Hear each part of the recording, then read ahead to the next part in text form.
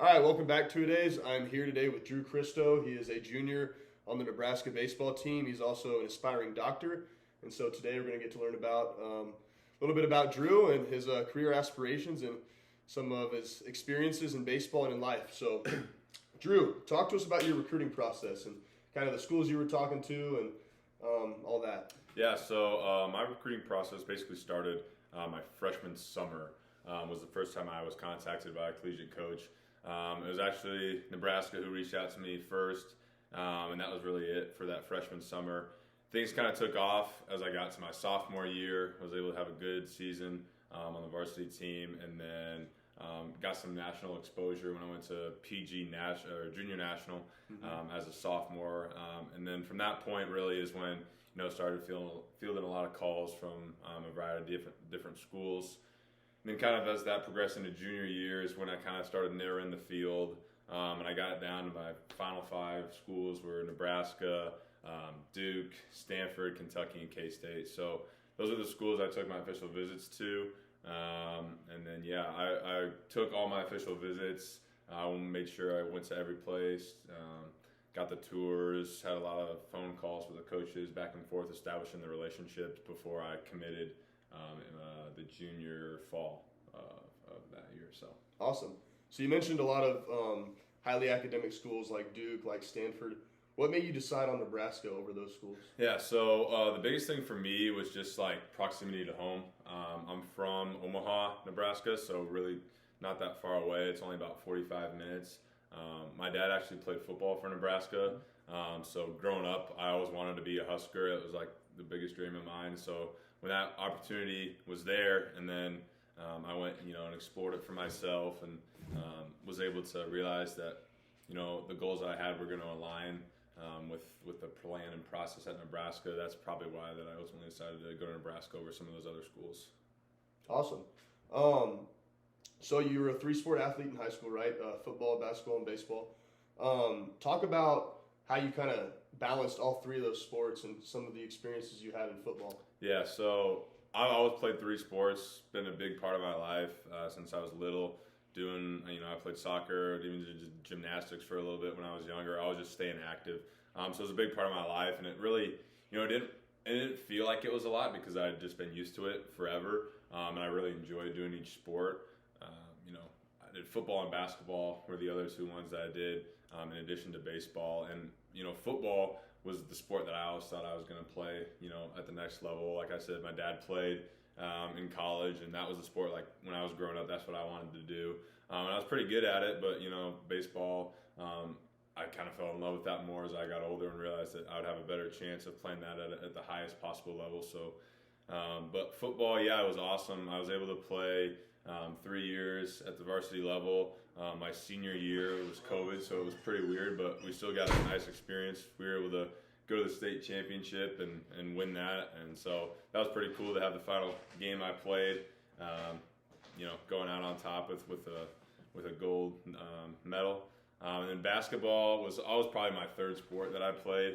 I just kind of did it for fun. A bunch of my buddies played it, and it was actually funny because that was the first sport I ever played at a varsity level. It was my freshman year, freshman winter, and I had no expectations, but we didn't have the best team ever, and I was a big guy, so I got to scrap around and got to have some minutes there.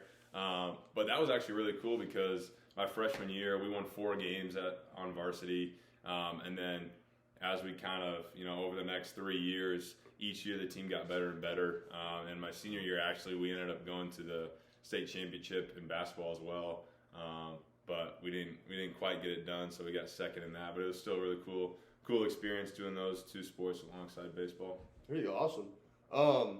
So now you're an aspiring doctor, taking a lot of rigorous classes like OChem and stuff like that. Talk to us kind of about your course load, what each of your days look like from an academic perspective, and then how do you balance all that in college? When you get to college, it's going to be harder athletically, but also academically for you, you've chosen a really hard major. Talk to us about that. Yeah, so that was probably the thing, that I didn't really realize was going to be such a challenge. I knew that baseball was going to get a lot harder and things like that, but really the academic rigor is sometimes I feel like bigger than sports sometimes. But it's something that I was passionate about for a long time, and something that I was interested in, so I wanted to do it. And it definitely was, hard to adjust. I think, the first time where I really got the wake-up call was freshman year. I took physics, and I'm in a class with a bunch of these juniors who are planning to take the MCAT, and I was sitting there in class. I didn't really know, I'm fresh out of high school, and boom, day one, lecture starts, bell to bell, 50 minutes, and I was just sitting there like, oh my gosh, what just happened? So it was definitely an adjustment period, but you get used to it, just like with baseball, and you surround yourself in the environment, and you get used to it, and you realize it's going to be a lot of hard work, but it's worth it. So, typical course load for me, there's usually about 2 science classes that I take per semester, and then I also have a psychology minor, so that's usually the other couple of classes that I take to round out a semester. This semester I'm taking physiology and biochem, so I got a biochem test tomorrow. So those 2 are the ones I'm preparing for, and those typically have a lab to go with them. So I got physiology lab. But yeah, it definitely is a struggle to manage it along with sports, especially during the season. Yeah. The biggest thing would probably be once you're in season and you're really getting into those travel days, trying to schedule your courses in a way that makes it possible to even do. So for us, in Nebraska, we get Mondays off from baseball. So that's the day that I'd really pack, my schedule for academics. So a typical day like that might look like, class at 9:30, 10:30, 11:30, recitation at 1:30, and then a lab at 5:30. So that was something for me the past 2 years that I've done, where you're basically on Mondays going from 8 to 8, and those can be, a grind. But what that does is, it frees up the back half of the week. So when you're traveling on Thursdays, you're not missing that lab. Mm-hmm. You're able to get that out early.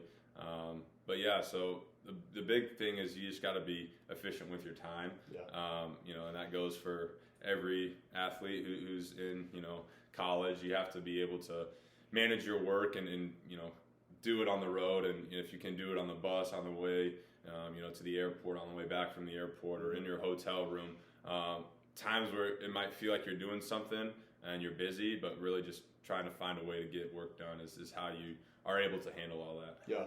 So you kind of mentioned it from an academic side, just kind of growing accustomed to the environment and stuff like that. This is going to be your 3rd year here with the Nebraska baseball team.